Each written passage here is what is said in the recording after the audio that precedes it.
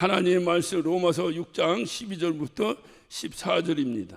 우리 다 같이 큰 음성으로 합독하십니다. 그러므로 너희는 죄로 너희 죽을 몸에 왕노릇하지 못하게 하여 몸의 사욕에 순종치 말고, 또한 너희 지체를 불의의 병기로 죄에 들이지 말고 오직 너희 자신을 죽은 자 가운데 다시 산 자같이 하나님께 드리며 너희 지체를 의의 병기로 하나님께 드리라. 죄가 너희를 주관치 못하리니 이는 너희가 법 아래 있지 아니하고 은혜 아래 있음이라. 할렐루야. 이번 여름 수련의 주제가 일어나 빛을 발하라입니다. 근데 일어나 빛을 발해야 되는데, 일어나서 빛을 발하기를 원치 않으시는 분은 아멘 하시기 바랍니다. 그것도 뭐 팔자요, 어쩔 수 없지 어떻게. 그러나 일어나 빛을 발하는 것은 우리의 원함뿐만이 아니라 우리 하나님 아버지의 원함이라 이 말이. 우리 하나님 아버지께서 우리에게 일어나서 빛을 발하라는 거예요. 그래서 너는 세상에 빛이 되라는 거예요. 그래서 우리가 교회가 저 절간처럼 산에 들어가 있지 아니하고 세상에 나와서 세상에서 빛이 되어야 되는데, 빛이 되어야 되는데 우리 스스로를 판단해 볼 때 과연 교회가 세상에 빛이 되고 있는가? 뭐 때문에 문제라고 생각하세요? 다 저도 원하고 여러분도 원합니다. 빛이 되는 것을 원합니다. 그 하나님의 명령이고 하나님의 원함이고 또한 우리의 원함도 됩니다. 문제는 뭐냐? 그게 안 돼요. 안 되는 이유가 뭐냐? 죄 때문에 그렇습니다.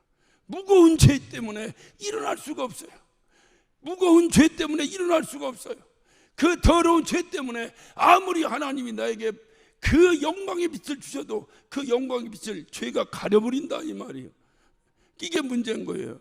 그래서 사도 바울이, 제가 지난주 연속으로 합니다. 오늘 제가 이렇게 엘리베이터 타고 본당에 올랐는데 어떤 권사님이, 그래 권사 목사님, 제가 지난주에 목사님 1편이고 오늘 2편 기대하고 왔습니다. 깜짝 놀랐어. 설교는 일주일만 하고 잊어먹어야 되거든. 잊어먹어야 제가 또 하는데 안 잊어먹고 있으니까 이게 제가 순간에 당황을 해버렸어. 그러니까 지난주에 제가 예고편을 먼저 해버렸어요. 왜 예고편 했냐? 시간의 한계가 있으니까 이것을 둘로 나눌 수밖에 없었어요. 그래서 지난주에 예고편을 한번 해버렸어요. 지난주에 뭔 예고편을 했는가요? 사도 바울이 로마서를 맨 마지막에 쓴 책이다 그랬어요. 이것만 기억하시면 다 생각나. 맨 마지막에 기억했는데, 그가 맨 마지막에 기록한 것은 처음 기록했을 때는 언제냐? 어떻든 사도 바울이 다메섹 도성에서 예수를 만나고, 그리고 그가 이제 변화받고, 그래서 하나님께서 그에게 주신 이방인의 사도로서 그 복음 증거하는 일을 감당하는 그 와중에 그가 바울 서신을 기록했거든요. 그리고 그가 로마서를 그 바울 서신 가운데서 가장 마지막에 기록했다고 한다면, 이 바울이 사역한 기간이 약 20년 정도 되니까 로마서는 뭐냐? 바울이 자기가 사역하고 한 20년 동안의 결산책입니다. 그러니까 자기가 그렇게 사역을 하다 보니까 이게 무엇이 문제구나, 이걸 알게 된 거예요. 이거를. 여러분 보면은 목사들이 뭔 일을 할 때 보면 저렇게 하면 안 되는데, 저렇게 하면 안 되는데 이럴 때가 있죠. 있지, 왜 없어? 나도 숱하게 들었는데 있죠. 근데 막상 시작을 하면 그렇지 않아요. 저도 부목사 생활도 하고 담임목사 생활도 하고 해보면서 제가 끊임없이 깨달은 것은, 부목사 했을 때 담임목사 하는 일에 대해서 저렇게 하는 것보다 이렇게 하는 게 나을 텐데, 저렇게 하는 것보다 이렇게 하는 게 나을 텐데 했는데, 내가 담임목사 되고 나니까 그렇지 않은 것들이 많이 있더라고요. 그럴 수밖에 없겠구나 하는 게 또 있더라고. 우리 장로님들 인생의 경험이 많으신데, 어려서 이게 어른들 볼 때 우리 아버지가 왜 저러는지 모르겠어 했는데, 지금 그 아버지보다 더 많은 이제 할아버지 소리 들으시는 우리 장로님 생각해 볼 때 우리 아버지가 그럴 수밖에 없으셨죠.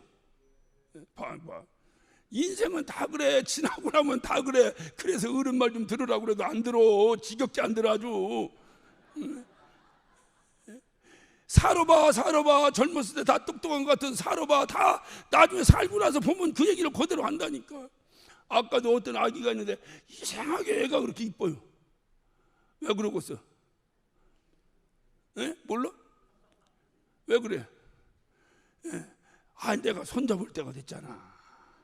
손잡을 때인데 이것들이 말을 안 들어. 빨리 가야 된다고 해도 말을 안 들어. 왜냐하면 나중에 가면 후회합니다. 반드시 후회해요. 내가 알아요. 애는 일찍 낳아야 되거든. 일찍 낳길 해야 돼. 그래야지 자기의 이후의 삶이 아주 즐겁습니다.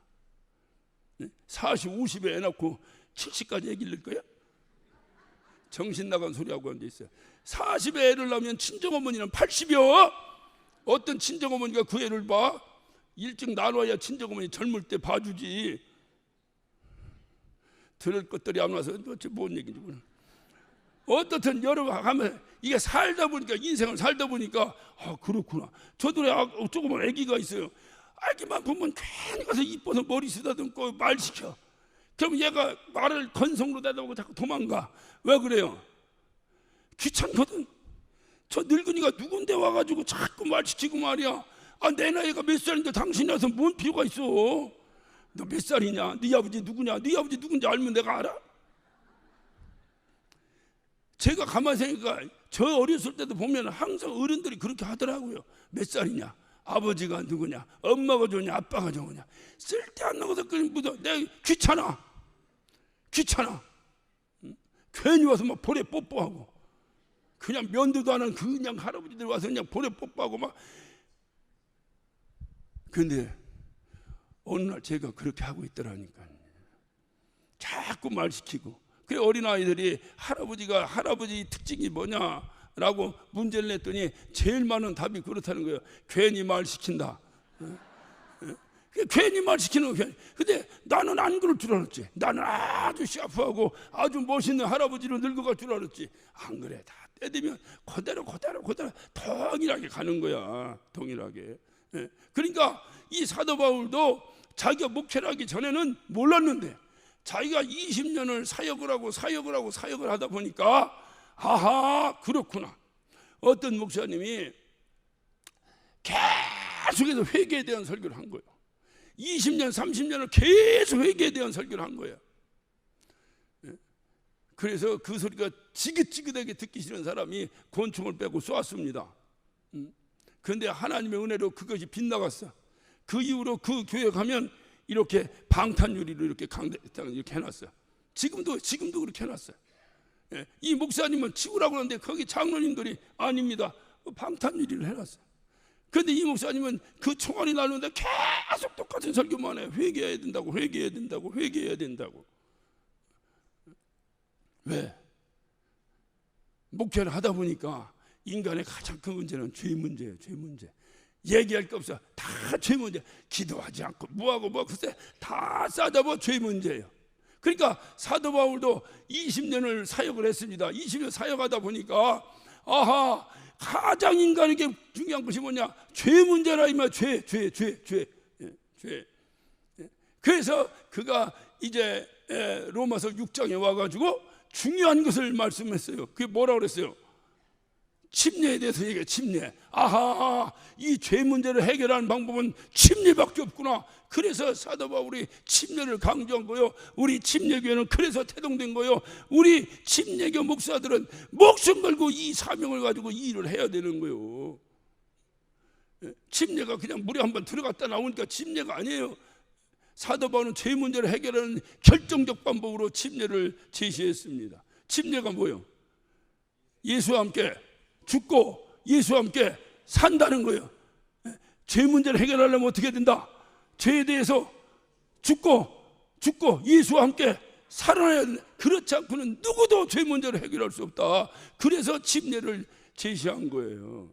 여러분이 침례 받으실 때 이런 신앙 고백이 있었어야 되는 거예요. 그래서 저는 제 침례교도라서 아나베프티스트라고 했어요. 왜냐?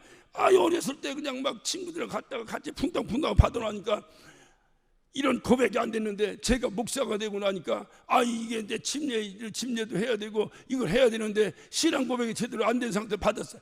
구원과는 상관없지만 내 신앙 양심에 걸려. 그래서 내가 저 빌딩 저 옥상 5층에 침례탕 만들었을 때 첫 바다로 올라가서 침례 받았어요. 신앙 고백이 신앙 고백. 그래서 죄에 대해서 다시 말하면, 그래서 사도 바울이 부부간의 관계를 예를 들어서 설명을 했죠. 뭐라고 했습니까? 남편과 결혼했으면 그 여인은 누구의 법에 따라야 된다? 남편, 요즘 말고 옛날 오늘날 안 해도 관계없어. 근데 남편 법에 따라야 된다. 그런데 그 법에서 내가 해결되려면 어떻게 된다? 남편이 죽으면 해결된다. 그런데 이 남편이, 이 왼수 같은 남편이 죽어도 안 죽는다. 왜냐? 이 남편은 율법을 비유로 들었기 때문에 그래요. 그 율법은 하나님 말씀이 되게 1.1획도 없어지질 않아요. 그러니까 안 죽는다 이거. 그러니까 차라리 저 남편이 죽기를 바랬는데 안 죽으니까 차라리 누가 죽는다? 내가 죽는다. 근데 내가 죽으면 법에서는 해결됐는데, 법에서 해결돼서 얻어지는 이겨가치가 있어요. 그게 바로 뭐냐면 그게 자유입니다. 자유. 이 자유를 누릴 수가 없는 거예요. 왜? 죽어버렸으니까. 그러니까 어떻게 되냐? 죽고 다시 살아나야 법에서도 해결되고 자유함도 누릴 수 있는데 어찌하여야 내가 죽고 살아난단 말인가? 이럴 때에 복음이 전달된 거예요. 나와 함께 죽자. 이거 나가 누구요? 예수님이지. 크게 한번 나가 누구요? 예수님이지. 예수님이 말씀하셔서 너 나하고 함께 죽자. 그래서 나와 함께 죽고 그러면 나는 반드시 다시 살아나니 그때 너도 같이 살아나면 될 거 아니냐? 그래서 우리가 신앙 고백을 한 거예요.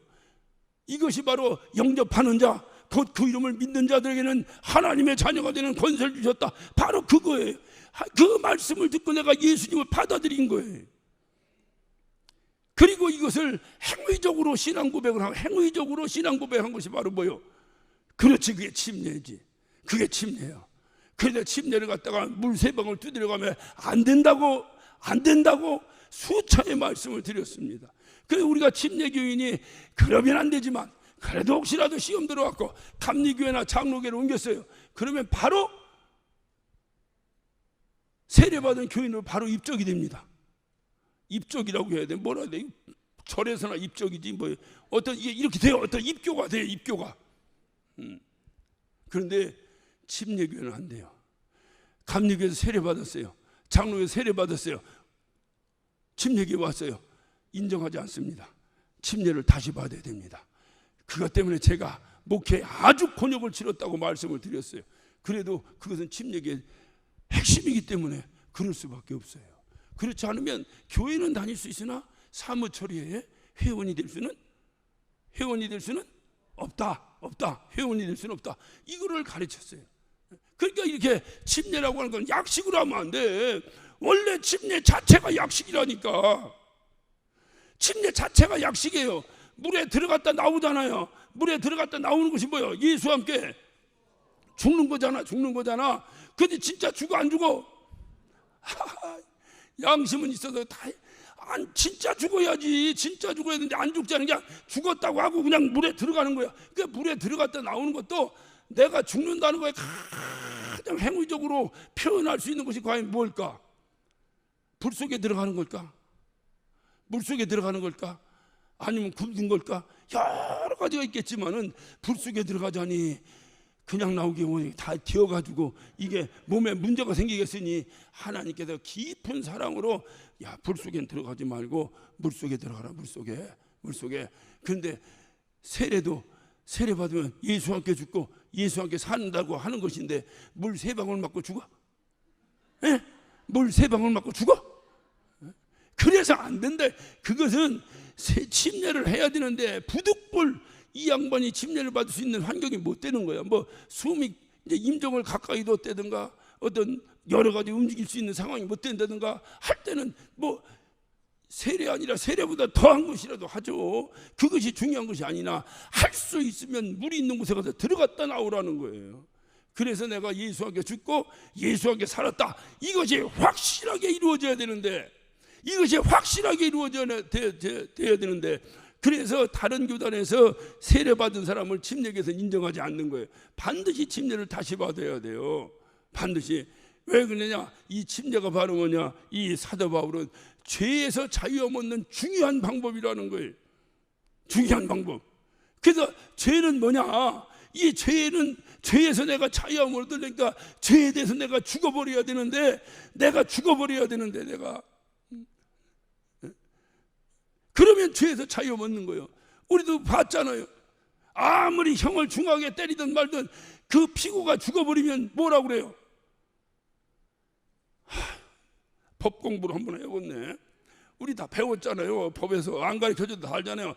하다가 재판하다가 피고가 죽으면 뭐라고 그래요? 재판소에서 공소권 없습니다. 공소한 그 권이 없다는 거예요. 그러니까 죄로 뭐라고 할 것도 없다는 거예요. 끝나버리는 거예요. 왜? 죽으면 죄가 그를 지배할 수 없기 때문에 그런 거예요. 성경은 그걸 얘기하고 있는 거예요. 죽으면 죄가 더 이상 그를 공소권이 없어. 공소권이. 그래서 우리가 침례를 받고 죄에서 자유함을 얻은 거예요. 문제는 뭐냐? 오늘은 2탄입니다. 그럼에도 불구하고 왜 우리는 여전히 죄에 매여 있는가? 그렇다면 문제는 한 가지요. 혹시 내가 예수와 함께 안 죽었나? 안 죽었나? 대답해봐요. 안 죽었나? 만약에 안 죽었다면 여러분의 구원은 없는 겁니다. 구원은 없는 겁니다. 그런데 예수와 함께 죽었나? 죽으면 끝난다는데 왜 죽었는데도 여전히 내가 죄 문제에서 여전히 문제가 생겨 있는가? 오늘 말씀은 그것을 강력하게 메시지를 전하고 있어요. 그러니까 오늘 굉장히 중요한 얘기예요. 2탄. 자, 오늘 본문을 잘 보면 본문의 시작은 12절에 그러므로 너희는 죄로 너희의 죽을 몸의 왕 그러므로라는 건 뭐야? 앞에 글을 연결하는 접속사예요. 그러니까 그러므로라고 하는 이걸 통해서 앞에 것의 말씀에 의해서 너는 이렇게 하라 그 말이에요. 전제한 거예요. 그러면 그러므로가 뭐냐? 앞에 거 11절이에요. 이와 같이 너희도 너희 자신을 죄에 대해서 죽은 자죠. 그리스도 예수 안에서 하나님에 대하여 산자다 이렇게 해서 산자로 여겨라 이렇게 했어요. 뭐라고 그랬어요? 산자로 여기라는 거예요. 자, 국어 실력을 한번 발동합니다. 여기라는 것은 그렇게 됐다는 거예요? 안 됐다는 거예요? 자, 그게 안자를 안 하고 뒤에 됐다고 이렇게 하면 다 된 거예요. 그러니까 정확하게 발음을 해야 돼요. 안 됐다는 거예요? 됐다는 거예요? 안 됐다는 거지. 내가 죄에 대해서 죽고 예수 안에서 하나님에 대해서 살아야 되는데 그렇게 여기라고 하는 것은 됐다는 거예요? 안 됐다는 거예요? 안 됐다는 거지. 여기서부터 오늘의 문제가 시작되는 거예요. 안 됐다는 거지. 그러니까 내가 죄에 대해서 죽었으면 다 해결됐는데 여전히 죄 문제가 나를 괴롭히고 여전히 일어나 빛을 발하려고 해도 이 죄가 이 빛을 가려버려. 안 돼. 왜 이런 현상이 생긴 것인가 보니까 하나님이 그냥 그렇게 됐다고 여겨. 야, 김익현이 너 떠들지 말고 그냥 그렇게 됐다고 여겨. 다시 말하면 내가 예수와 함께 죽고 예수와 함께 살았다 신앙 고백을 했습니다. 그렇게 살았다고 침례도 받았습니다. 근데 진짜로 예수와 함께 죽었습니까? 아니면 옛모습 그대로입니까? 그래도 한번 대답해봐요. 내가 그래도 예수와 함께 죽고 예수와 함께 살았다고 침례까지 받았는데 옛모습 그대로입니까? 아니면 정말로 죽었다 살아난 새로운 모습입니까? 옛모습 그대로요. 거기에 우리의 신앙생활에 딜레마가 생기는 거예요. 옛모습 그대로예요. 그래서 주님 뭐냐면 그렇게 됐다가 아니라 그렇게 여기라는 거예요. 이 말을 다른 말로 은혜롭게 보면 우리 주님은 그렇게 해주겠다는 거예요. 네가 예수와 함께 죽고 예수와 함께 살아야 되는데 그렇지 않을지라도 나는 그렇게 됐다고 내가 여기줄 테니까 너도 그렇게 믿으라는 거예요. 이것이 믿음이에요. 된 것을 믿는 게 아니고 될 것이라는 걸 믿으라는 거예요. 우리 주님이 그렇게 해줬다고 내가 믿으라는 거예요. 이것을 신학적으로 뭐라고 그랬어요? 칭의라고 말씀드려요. 칭의가 뭐예요? 의롭다고 칭한다는 거예요. 의롭다고 칭한다는 건 의롭다는 거예요? 안 의롭다는 거예요? 안 의롭다는 거지. 안 의로운데 우리 하나님의 은혜가 얼마나 큰지 그 아버지의 눈으로 우리를 바라볼 때 아이고 내 새끼가 하고 의롭다고 여겨줬다는 거예요. 그것을 우리는 은혜라고 말하는 거예요. 내가 의로워져서 의롭다고 평가받는 건 은혜가 아니에요. 그건 자기 의입니다. 내가 공부로 1등해서 상 받는 것은 내 의지, 그건 은혜가 아니에요. 내가 1등을 못 했는데도 자꾸 우리 선생님이 너는 1등이라고 자꾸 해주니까 얼마나 선생님이 고마운지, 그게 선생님에 대한 은혜예요. 내가 하나님에 대한 은혜는 뭐냐? 나는 의롭지 않은데 하나님이 자꾸 나를 의롭다고 한다. 여기서부터 오늘 본문 말씀이 출발하는 거예요. 그래서 그러므로 너희는 죄로 너희 죽을 몸에 왕노릇 못하게 하자. 자, 죽은 몸이요, 죽을 몸이요. 죽을 몸이요, 죽은 몸이요. 죽을 몸이라 죽을 몸. 죽을 몸은 산 거요, 죽은 거요.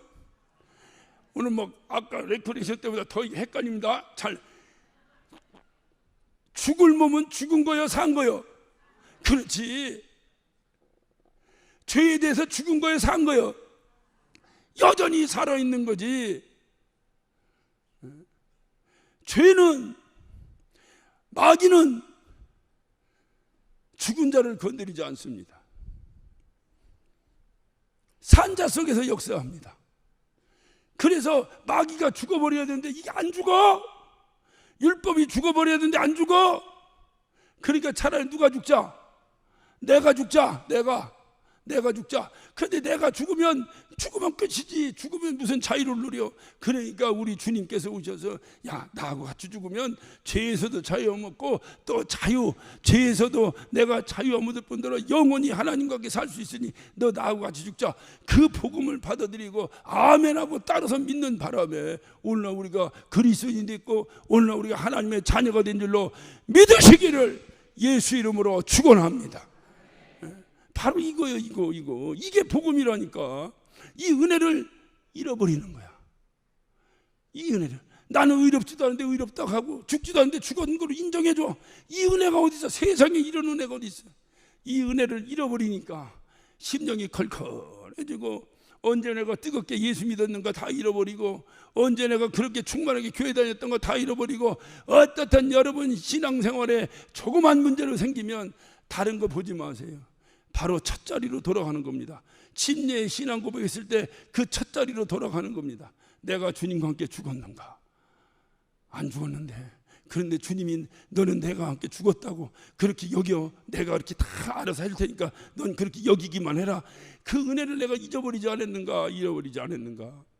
그래서 주님과 함께 그렇게. 그런데 오늘 보니까 그러니까 죽지 않았어. 그렇게 여기는 거야. 여기니까 오늘 말씀 바로 나오는 거예요. 죽을 몸에 왕노다. 죽을 몸에. 그러니까 살아 있어요. 그러니까 내가 예수와 함께 죽었는데, 이래서 내가 정말 이제 죄에서 자유 얻었다고 큰 소리를 쳤는데 여전히 죄 문제가 나를 괴롭히고, 여전히 죄 문제에서 내가 자유롭지 못하고, 여전히 죄 때문에 문제가 생기고, 여전히 죄 때문에 하나님의 사역에 어떤 금이 가고 방해가 되고, 우리의 모든 철천지 원수는 죄예요. 죄. 왜 그래요? 안 죽어서 그렇지. 안 죽어서. 근데 주님이 죽었다고 여기고 나도 그렇게 믿으면 되는데 자꾸 내가 안 죽은 거야, 살아있는 거야. 그래서 이 살아있는 것에 죄가 왕노릇하지 못하게 하라. 왕노릇하지. 이거를 개역 개정에 보면 죄가 지배하지 못하게 하라. 그러니까 왕노릇이 뭐예요? 지배하는 거니까 같은 얘기죠. 지배하지 못하게 하라, 죄가. 근데 오늘 여기 14절 마지막 절을 보면 은혜 아래에 있음이라 했어요. 은혜 아래에 있음이라. 은혜 아래에 있는 것은 무슨 얘기예요? 은혜의 지배를 받는다는 얘기죠. 예? 그러니까 은혜 아래에 있는 거나 죄의 지배를 받으나 의미는 다르지만 같은 뜻이에요. 같은 뜻. 그러니까 죄의 지배를 받느냐 은혜의 지배를 받느냐 이거야. 그럼 은혜가 바로 뭐예요? 은혜가 안 죽었는데 죽었다고 여겨준다는 거야. 그럼 나는 다시 살아본 적도 없지. 그런데 자꾸 주님은 당신과 함께 살았다는 거야. 그렇게 여기라는 거야. 그렇게 해준 것이 우리에게 감당할 수 없는 은혜라 그 말이에요. 나는 그렇게 해본 적이 없는데 예수와 함께 십자가 못 박혀 죽었다는 거예요. 자꾸 찬양합니다. 내가 그리스도와 함께 십자가에 못 박혔나니. 말로만. 언제 박혔어요? 고개를 들어봐요. 잘 봐. 박혔어요? 안 박혔어요? 박힌 적이 없지. 그런데 우리 주님이 그렇게 바뀌었다고 여기고 살으라는 거예요. 내가 그냥 그렇게 해줄 테니까, 그렇게 해줄 테니까. 이게 은혜지. 내가 같이 죽어버리고 실제로 했다면 내가 한 건데 뭘 주님의 은혜가 어디서 내가 한 건데. 그래서 자꾸 교회에서 너 자랑하지 말고, 네 의의 나타내지 말고, 네 공로 나타내지 말고 자꾸 하시는 말씀이 그거예요. 그냥 처음 시작부터가 내가 한 것도 하나도 없고 내 능력으로 된 것도 없고 그냥 우리 주님이 그렇게 여겨줄 테니까 너도 그렇게 여기고 살아라, 그 말이에요. 그렇게 여기고 살아라, 이 말이에요. 그러면 그것이 바로 은혜예요, 은혜. 그러니까 은혜 안에 거하라 하는 것은 뭐야? 은혜의 지배를 받아라 하는 게 뭐예요? 그렇게 하나님의 은혜로 내가 예수와 함께 죽고 이제 예수와 함께 다시 살아났다라고 그렇게 여기고 살아라. 그렇게 여기고 사는 것이 바로 뭐냐? 은혜 안에 거하는 것이다. 은혜 안에. 난 그렇게 한 적도 없는데 그렇게 하라니까 아멘. 그것이 바로 은혜 아래 거하는 것인데, 내가 죄가 너에게서 결단코 왕노릇 못하게 하려면 한 가지의 방법이 있다. 그게 바로 뭐냐? 어떻게 하라고? 은혜 아래 거하라. 은혜 아래. 오늘 14절의 결론이잖아요. 14절. 죄가 너희를 주관하지 못하게 하리니 이는 너희가 법 아래 있지 아니하고 어디 있다? 은혜 아래 있습니다. 그러니까 내가 죄가 나를 지배하지 못하게 하는 방법이 뭐요? 그렇지, 내가 은혜 아래 거하는 거지. 은혜 아래 거하는 거지. 은혜가 뭔데? 은혜가 은혜지 뭐요? 아니지, 요즘 얘기했잖아요. 은혜가 뭔데? 은혜가 뭔데? 내가 예수와 함께 죽고, 침례를 생각하라니까. 내가 예수와 함께 죽고 예수와 함께 살았다고 여기고 살으라는 거, 여기고 살으라는 거요. 우리 장로님이 언제 죽었어? 내가 이제까지 장로님의 60평생을 다 하는데 내가 죽은 걸 본 적이 없어, 죽은 걸. 그런데 우리 주님은 그렇게 여기고 살으라는 거예요. 그렇게 죽었다고 여기고 살아, 죄에 대해서 죽었다고 그렇게 여기고 살면 우리 주님이 해결해 주신다는 거예요, 나머지. 그런데 실질적으로 내가 죽었어, 안 죽었어? 안 죽었어. 그래서 나는 죄에 대해서 죽었다고 여기고 사는데 이 덜을 넘어 죄가, 이 덜을 넘어, 이게 이제 모처럼 말 한번 해볼게요. 우리 이제 전문 용어, 이 쌍놈의 새끼 죄가, 이게 귀신같이 알아버리는 거예요. 내가 안 죽었다는 것을. 내가 안 죽었다는 걸 알아, 몰라? 알아. 그러니까 안 죽은 나에게 끊임없이 죄가 와서 왕노릇하려고 계속해서 날 지배하는 거예요. 내가 은혜 아래 있기 전에는 과거에 어디에 거했는데? 죄 아래 거했거든. 그러니까 과거에 자기 건데 갑자기 내가 은혜 아래 거한다고 느닷없이 은혜한테 가버린 거야. 갑자기 주인을 내가 바꿔버린 거야. 내 삶의 주인을 바꿔버린 거야, 내가. 그러니 전직 주인이 기분 좋아, 나빠? 기분 좋아, 나빠? 입장을 바꿔봐요. 기분 좋아, 나빠? 기분 나쁘지. 전직 주인이 기분 나쁘지. 예. 그러니까 이 전직 주인이 가만 놔두겠어요? 계속해서 죄를 통해서 우리를 억압하고 우리하고 계속해서 죄에서 자유 얻고 죄에서 자유를 얻게 하면 찬송하고 막 기뻐서 팔팔 뛰고. 아까 우리 찬양하는데 여기 난 싸인 줄 알았어. 어디 갔어? 예. 예. 바지도 싸이 바지 입었더만이 막 이런 거 싸이 바지 입었더만. 예. 왜 이러겠어? 어디 가서 막걸리 한 잔 얻어먹고 온 거요? 뭐 한 거요? 기쁘다 이 말이야. 은혜라는 게 카리스예요. 카리스라는 건 기쁨이라는 단어와 동일합니다. 그래서 신앙생활은 기뻐해야 된다고 말씀드리잖아요. 신앙생활은 기뻐해야지. 교회 가니까 은혜가 안 돼요. 교회 가니까 그런 소리 다 묻어둬요. 다 소용없는 소리요. 그거는 본인이 점잖은 언어로 바꿔서 얘기하는 거야. 교회는 무조건 재미있어야 돼요. 무조건 재미있어야 돼요. 아주 하나님으로 안 되면 다른 거라도 재미있어야 돼요. 그래야 뭐요? 재미없으면 이제 사랑이 없네, 은혜가 안 되네, 목사가 어떠래고 떠나. 재미만 있으면 목사도 멋쟁이, 다 멋쟁이야. 얘기할 거 없어. 재미만 있으면 돼. 그래 뭐로 재밌으면 좋겠어요? 이왕이면 은혜로 재밌으면 그것만큼 더 큰 것이 어디 있겠어? 그 은혜는 뭐냐? 하나님이 주신 거야. 그거는 잊지 않고 나는 죽지도 않았는데 하나님이 죽었다네, 할렐루야. 그것만 생각하면 얼마나 큰 은혜냐 이 말이에요. 근데 이 은혜가 자꾸 잃어버리는 거예요. 나도 잃어버리고 귀신같이 알아, 이 죄가.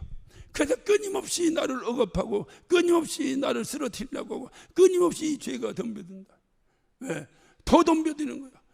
예전부터 죄 아래 있던 거 그냥 지금도 죄 아래 있는 건 건드리지 않는데 죄를 벗어나서 죄 아래 있다가 갑자기 은혜 아래로 옮기는 우리를 그렇게 괴롭혀.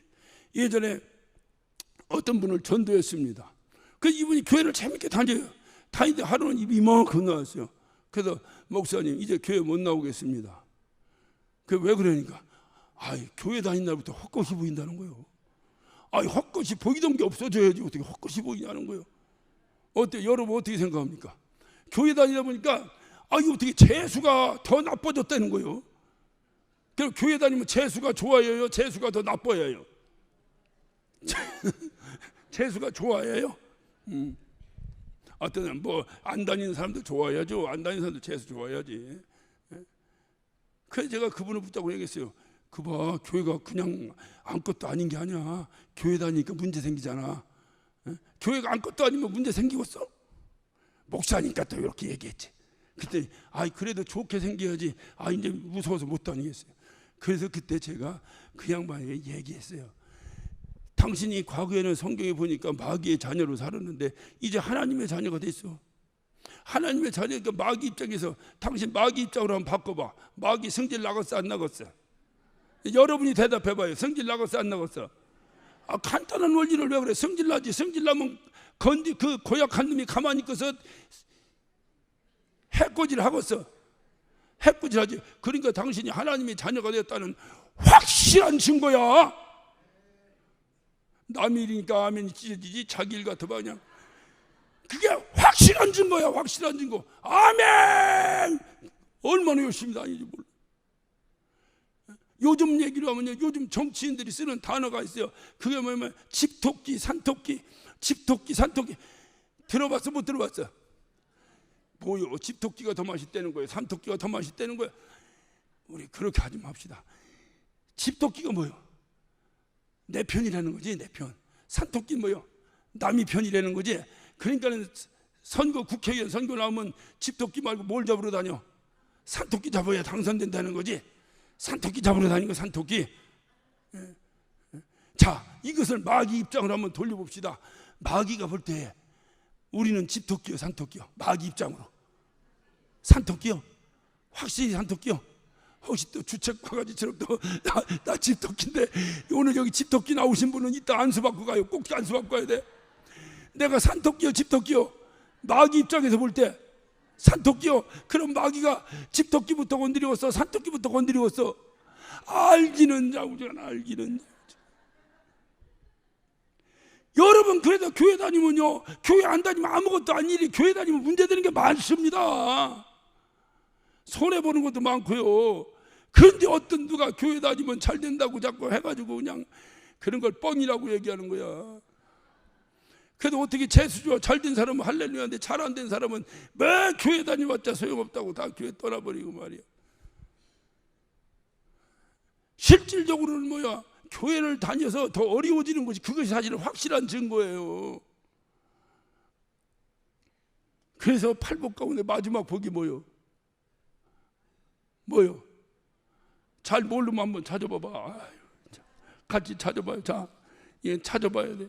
제가 요새 예배당에서 팔복 강의를 하는데 재밌습니다. 자, 마지막 8번째 복을 한번 봐요. 마태복음 5장 10절. 자, 10절. 자, 시작. 의를 위하여 핍박받는 자는 복이 있나니 천국 잡아요. 예수 믿고 나서 그 예수 믿는 의 때문에 핍박을 받는 자가 복이 있다는 거야. 그 복이 끝내줘? 아니면 예수 믿고 안 되던 장사가 잘 되는 복이 더 끝내줘? 남의 일이니까 쉽게 얘기해 봅시다. 내가 예수 믿고 핍박받아 그것이 복 있는 그 복이 더 끝내줘? 예수 믿고 잘 돼서 복 받았다고는 그 복이 더 끝내줘?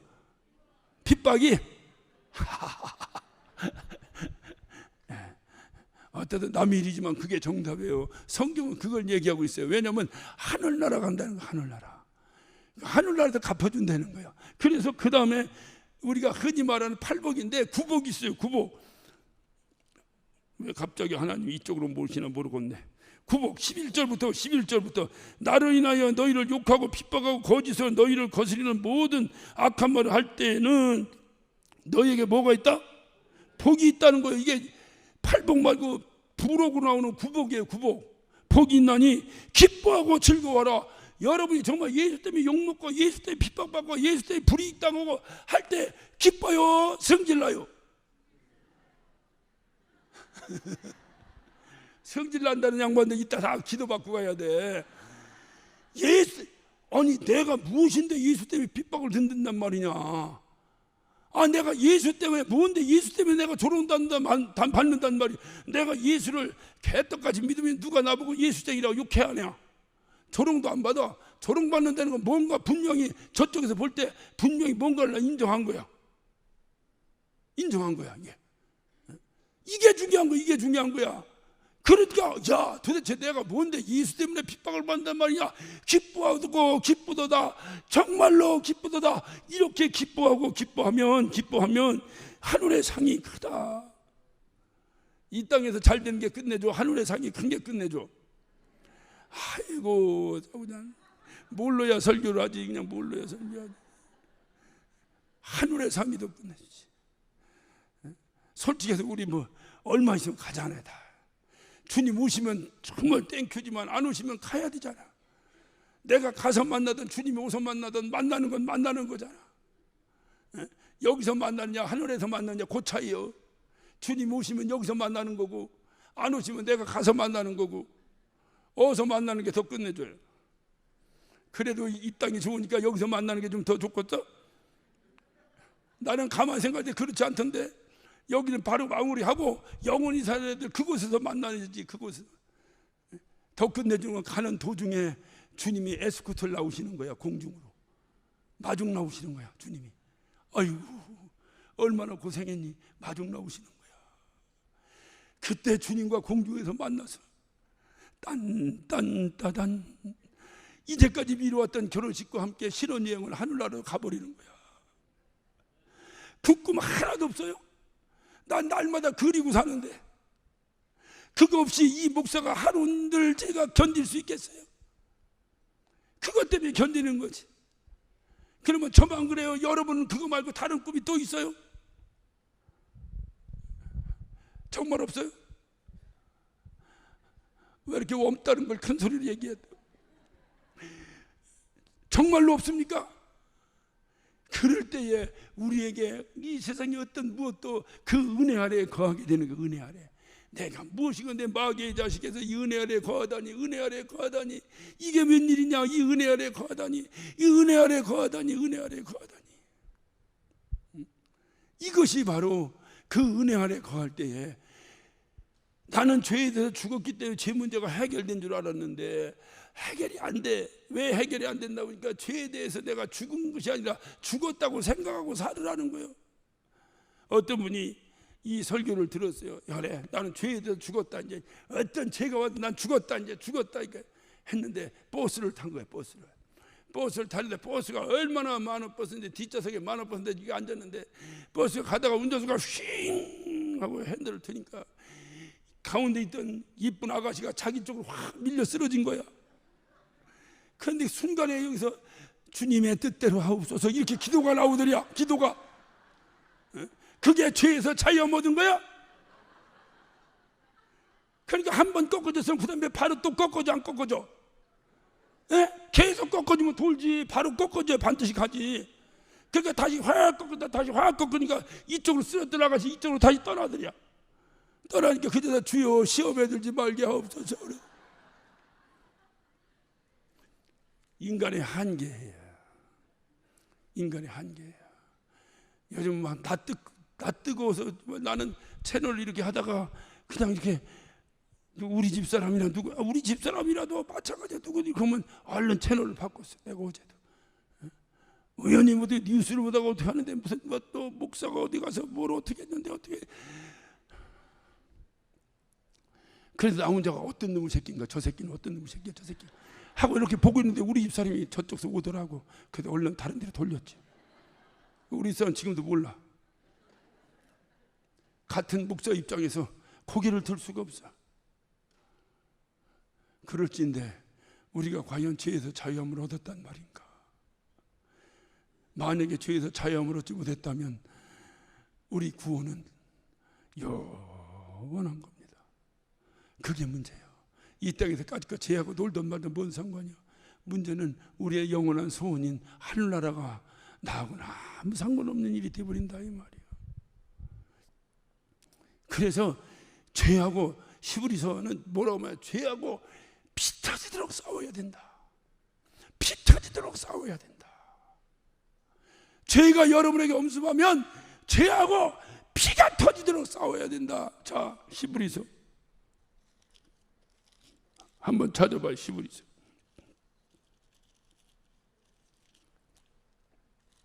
히브리서 12장. 왜 이렇게 안 넘어가냐?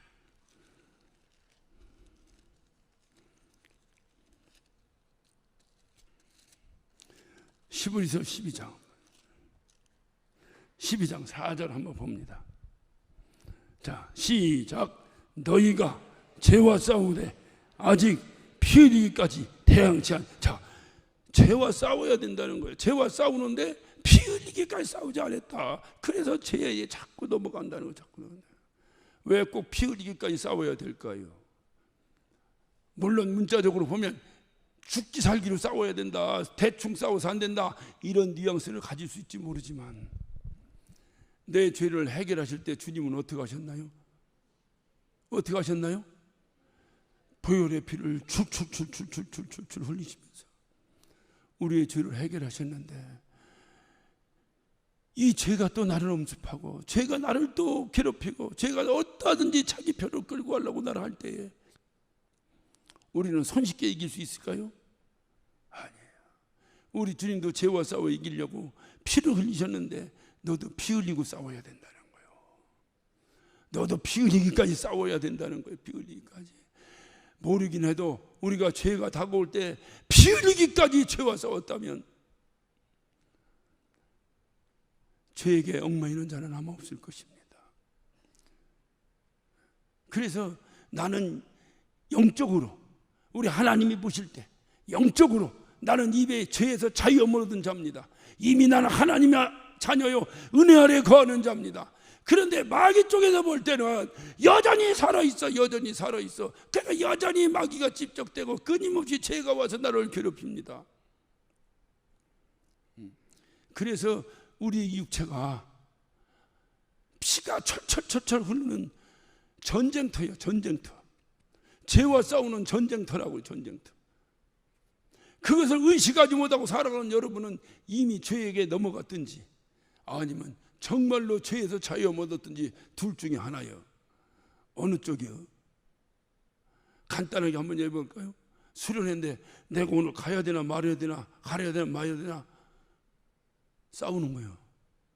하나에서 10까지 싸우는 게 얼마나 많은지 몰라요. 전쟁터에 전쟁터. 그러나 내가 항상 은혜 아래 있으면, 은혜 아래만 있으면 그러면 이 전쟁터에서 백전백승한다는 거예요. 은혜 아래만 있으면.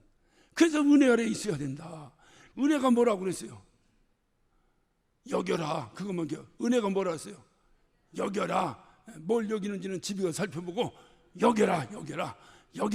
네가 죄에다 죽은 사람이라고 여겨라. 이게 은혜라는 거예요. 은혜. 이 은혜를 은혜 아래 거하면 내가 죄를 이긴다는 거예요.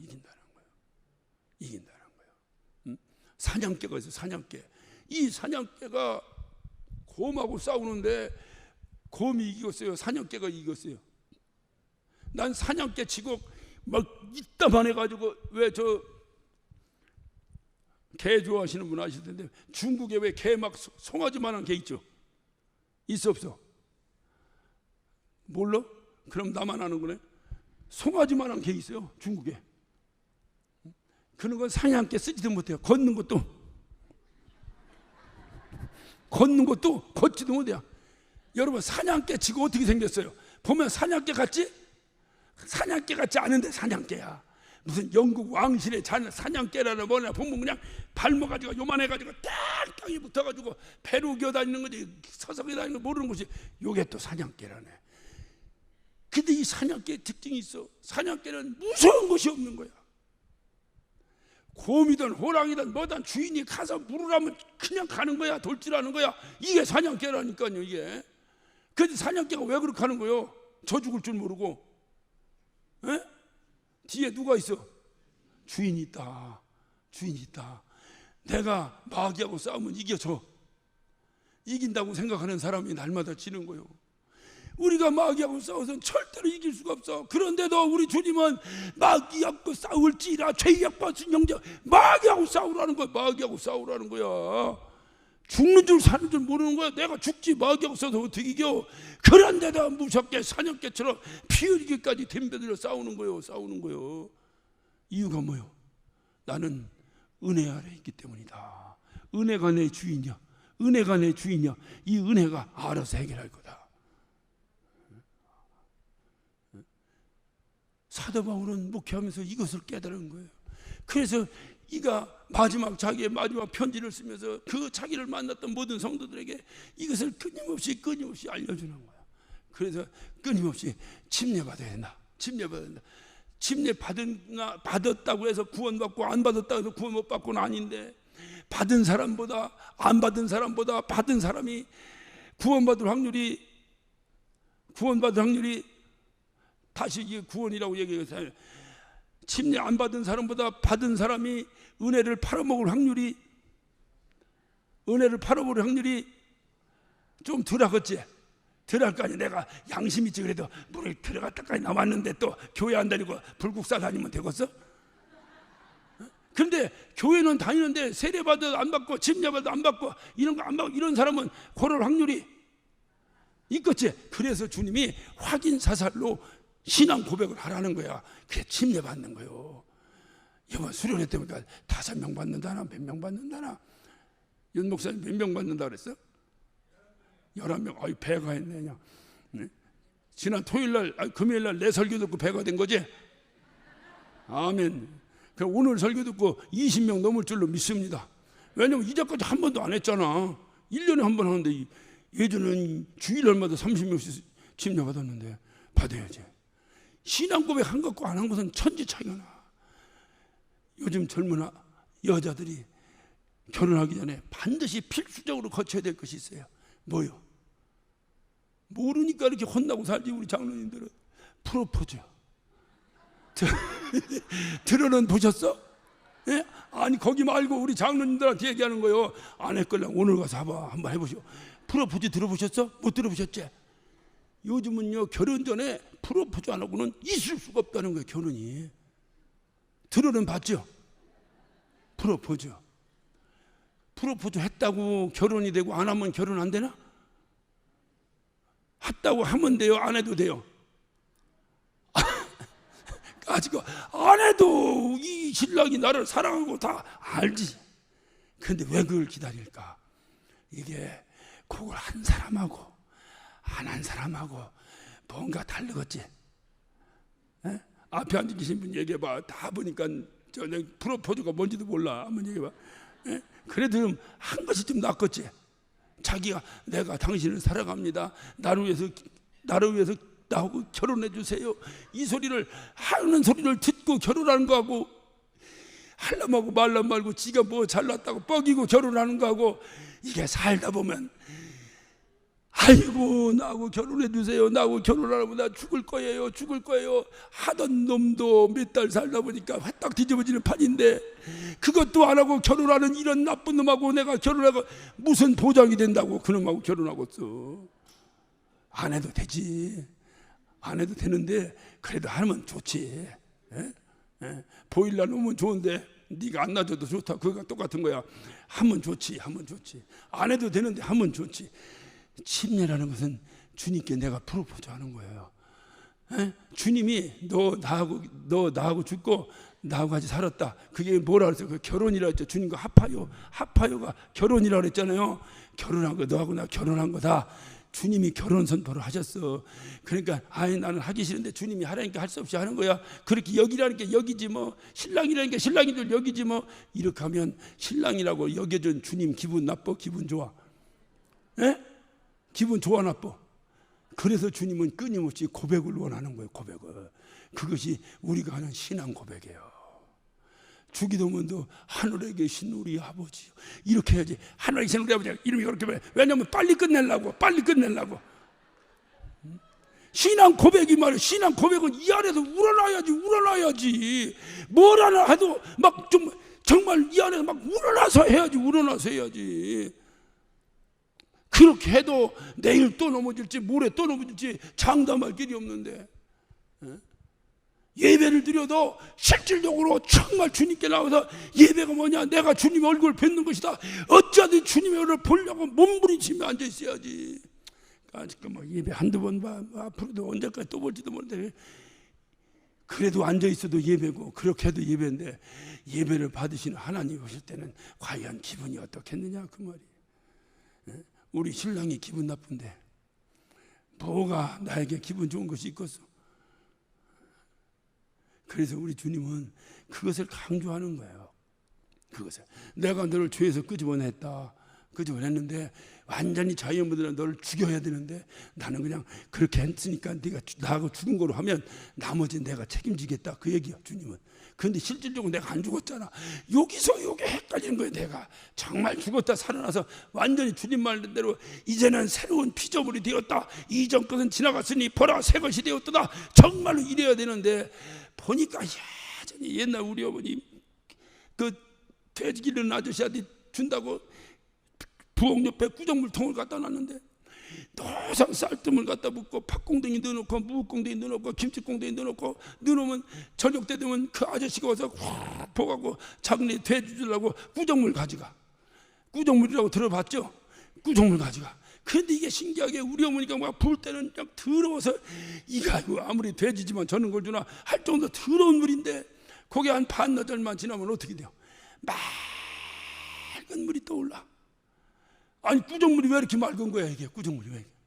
그런데 구정물 가지고는 그 아저씨가 작대기 하나를 가져와서 팍 집어넣고 두 번 돌리면 막 밑에서 막 팥공댕이 무공댕이 막 올라오고 구정물이 막 올라오는데, 혹시 우리 이게 구정물통처럼 그저 약간 깔아앉아 있는 거야.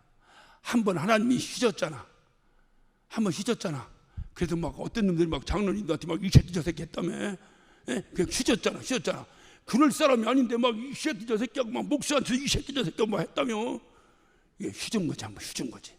나오지. 그래서 우리는 맑은 물이 아니라 맑은 물처럼 여기는 거예요. 밑에 팥공댕이 무공댕이 다 깔아앉아 있다니까 지금. 다 깔아앉아 있다.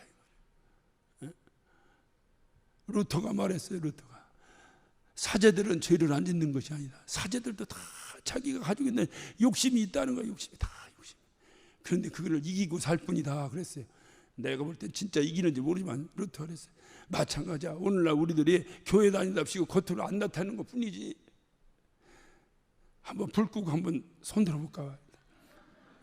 오늘은 얼마나 많은 여러분의 심령의 전쟁터의 삶을 살고 오셨습니까? 그럼에도 불구하고 또 우리는 하나님 감사합니다. 왜냐하면 내가 보니까 안 죽었는데, 내가 안 죽었다는 걸 알면 알수록 하나님께 감사야 안 감사야? 감사야. 안 죽은 걸 알면 알수록 하나님께 감사해. 이렇게 안 죽었는데 하나님은 또 자꾸 죽었다고 너는 내 새끼라고 하니, 이 감당할 수 있는 은혜를 내가 얻지 않고 이 은혜 아래 내가 거하면 죄가 응? 어디 갔어?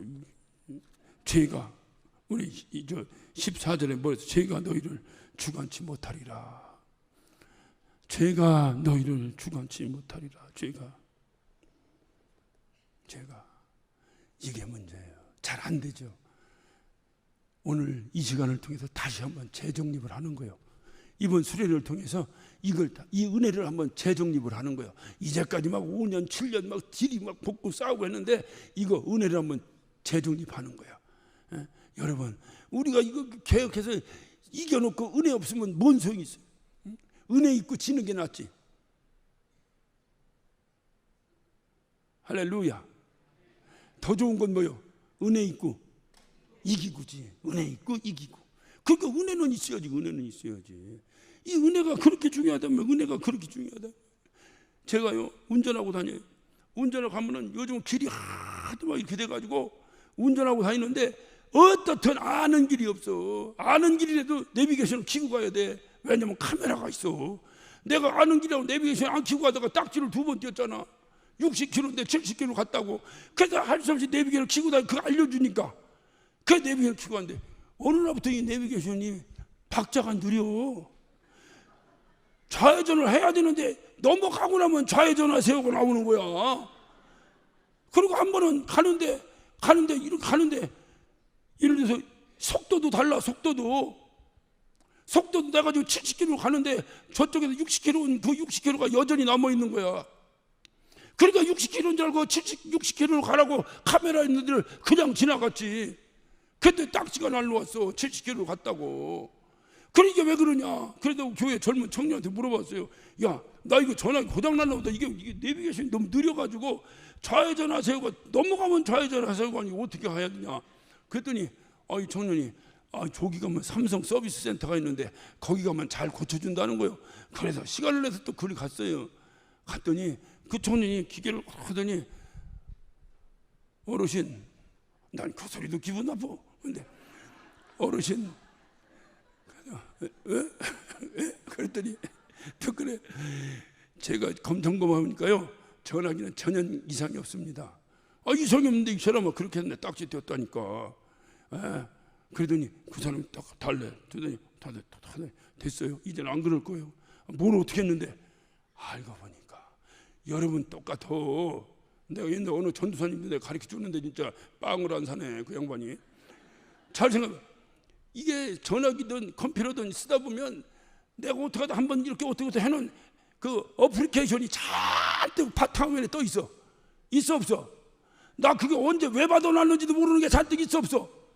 우리 권사님들 전화 받고 끄고 이메일 보고 카톡 하면 끝이잖아. 그리고 혹시라도 또 태극기 부대 있으면 또 유튜브 좀 보고. 예? 그거 없이는 끝이잖아. 그런데 그거 말고 잔뜩 있어 없어?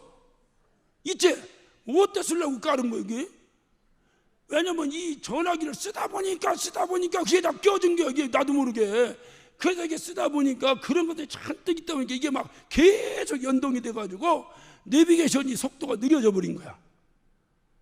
기계가 속도가 느려져 버린 거야. 그래서 기계가 고장난 게 아니고 탁 껐다가 다시 키라는 거야. 그러면 싹 그것이 없어지면서 싹 다시 잘 나온다는 거야. 그리고 보지 않는 거 필요 없는 거 좀 지우세요 나보고 그러더라고.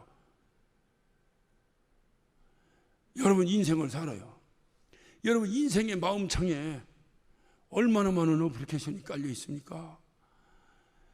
아픔과 고난과 고통과 서름과 핍박과 온갖 감당할 수 없었던 어려움들, 억울함, 기뻤던 일, 자식 때문에 울었던 거, 남편 때문에 웃었던 거, 얼마나 반대로 얘기했네. 자식 때문에 웃었던 거, 남편 때문에 울었던 거, 이게 얼마나 많습니까? 이게 얼마나 많아. 그런 것이 하나님과의 여러분의 길에 이게 늦어지기 시작하는 거야. 늦어지기 시작하는 거야. 이럴 때 확 꺼버리고 다시 재부팅을 하는 거야. 깨끗하게 다시 재부팅을 하는 거야. 오늘 그러다 보니까 내가 은혜의 어플리케이션이 어디 갔는지 몰라. 하도 다른 게 많아갖고 이게 어디 갔는지 몰라. 싹 없애버리고 은혜의 어플리케이션 하나 딱 띄워놔. 할렐루야! 딱 띄워놔. 그러면 이것이 얼마나 활발하게 움직이는지 딱 나머지가 다 지워버리고 다시 한번 내 인생의 서러움과 고통과 그거 좀 지워봐 좀 제발 부탁이요. 제발 좀. 이게 가정의 평화를 깨는 건 과거 문제 때문에 자꾸 평화가 깨지잖아. 예? 애 낳을 때 뭐라고 했다고 또 뭐 했는데 뭐 사다 달랬는데 안 사줬다고 30년 전 얘기를 여전까지 하면 어떻게 해. 그런 거를 싹 지워버리고 은혜의 아이콘만 딱 띄워놓으라 이 말이에요. 할렐루야. 그리고 그 필요할 때마다 그 아이콘만 사용하면 나는 얼마든지 오늘 말씀처럼 죄가 너희를 주관하지 못하리라. 죄가 너희를 주관하지 못하리라. 그래서 우리의 죄를 전부 다 주님께 토스해버려. 다 토스해버려. 오늘 시간에 우리의 죄를 다 주님께 토스해버려. 여러분 오늘날 이 전화기로다가 하면 계좌이체 되죠. 예? 누가 10만 원만 보내줘. 뚱뚱뚱뚱 10만 원 넘어가 안 넘어가? 넘어가 안 넘어가? 10만 원이라 재미없구나. 1000만 원 누가 보내달래. 탁탁탁탁 그러면 1000만 원 딱 넘어가 안 넘어가? 넘어가지. 넘어가면 그 사람 돈이요 내 돈이요? 그 사람 돈이요. 여러분이 가지고 있는 죄를 톡톡톡톡톡톡톡 주님께 보내버려. 그러면 그 죄는 주님 거예요 내 거예요? 주님 거예요. 주님 거예요. 그리고 나는 완전히 모든 아이콘을 지워버리고 은혜의 아이콘 하나만 탁 남겨놓고 그저 자나 깨나 주님의 은혜 아래 거하는 저와 여러분 되시기를 예수의 이름으로 축원합니다. 바로 이번 수련회는 그래서 내가 아무리 빛을 발하려고 해도 죄 때문에 안 돼. 어둠은 빛을 이길 수 없어요. 그러나 죄는 빛을 가립니다. 이 가리는 이것을 걷어내야 돼요. 그래야 빛을 발하는 거예요. 오늘 이 시간에 내가 일어나고 싶어도 너무 무거운 짐이 나를 짓눌러서 일어날 수가 없어. 다 못 일어나는 것도 죄요. 내가 빛을 발하지 못하고 죄요. 오늘 은혜 아래에 거해서 모든 죄를 주님께 토스해버리고 은혜 아래에 거해서 내가 일어나 빛을 발하는 복된 수련회, 이번 수련을 통해서 우리의 삶이 은혜 아래에서 빛을 발하는 복된 삶을 사시기를 예수의 이름으로 축원합니다. 기도하십시다.